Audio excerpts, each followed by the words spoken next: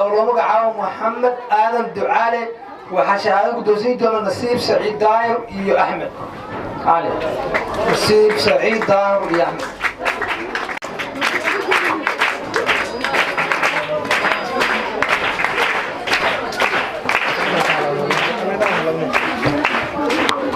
شرفك سدحاد أو لو مقعاو علي يحيى حسن وحشاهدك دوسين دونا حمدي تهليل يو محمد كوكي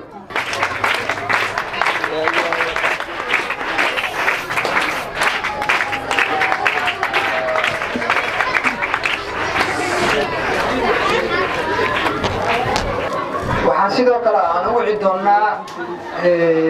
kasoo qaybgalaha Axmed Mukhtaar Maxamed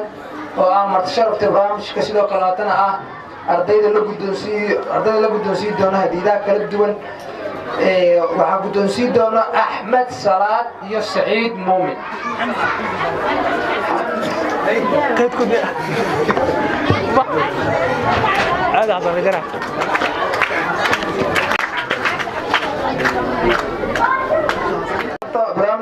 barnaamijkeeni sidoo kale waxaan weli gunta ugu jirnaa barnaamijkeeni guddoonsiinta hadiidaha waxaan wici doonaa Zakariya Maxamuud Maxamed waxaa guddoonsiin doona Shariifo iyo Cabdiraxmaan Gurey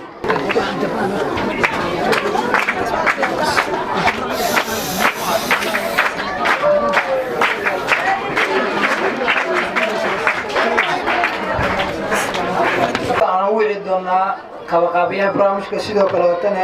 ah macallin wax ka dhiga iskuulka sidoo kale watana ah qofka ugu weyn ee xafladda qayb weyn ku leh waxaan wici doonaa Jibriil Cabdullaahi Warsame waxaa guddoonsiin doona Maryan Cabdullaahi iyo Hodan Cabdicasiis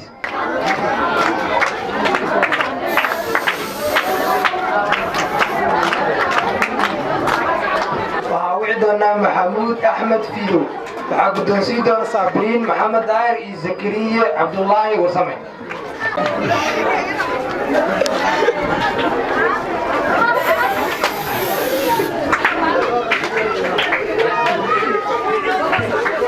doonaa marti sharafta barnaamijka sidoo kale wadana qabaqaabiyaha barnaamijka Cabdiraxmaan Cabdullaahi Cabdi waxaa guddoonsiin doona Qamar Cabdullaahi iyo Cabdirasaaq Saciid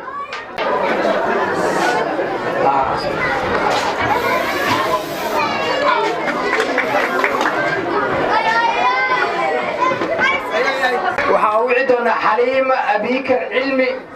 oo ka mid ah marti sharafta barnaamijka waxaa guddoonsiin doona hadiyadeeda Xaawo Cabdicasiis iyo Cabdiqaadir Xasan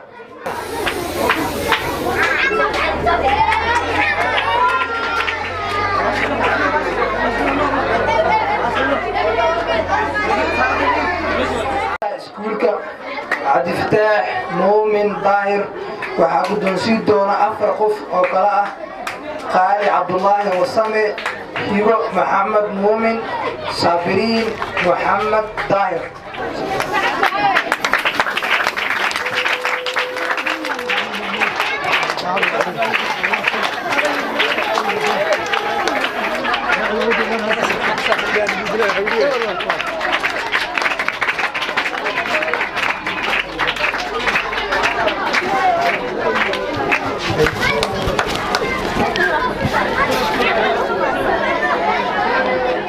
waxaan u mahadcelinayaa dhammaan marti sharafta barnaamijka waalid iyo ardayba sidoo kale waxaan u mahadcelinayaa dhammaan soo qaybgalayaasha waxaan u mahadcelinayaa sidoo kale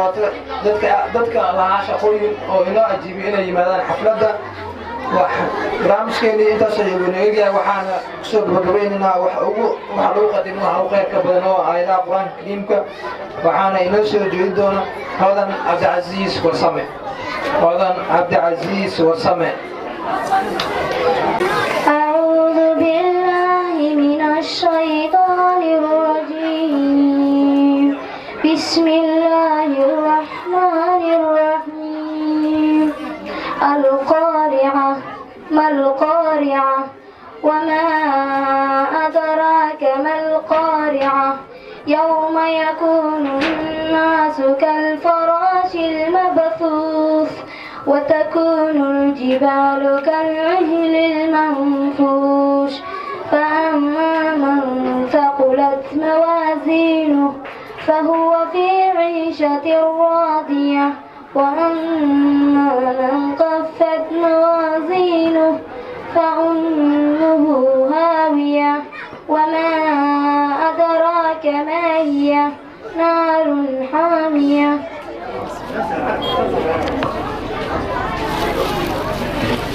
aad iyo aad ayay u mahadsan tahay. taasi waxay ahayd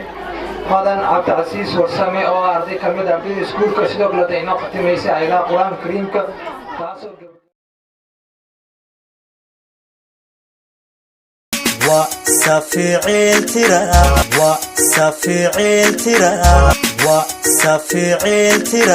وسفيع التراب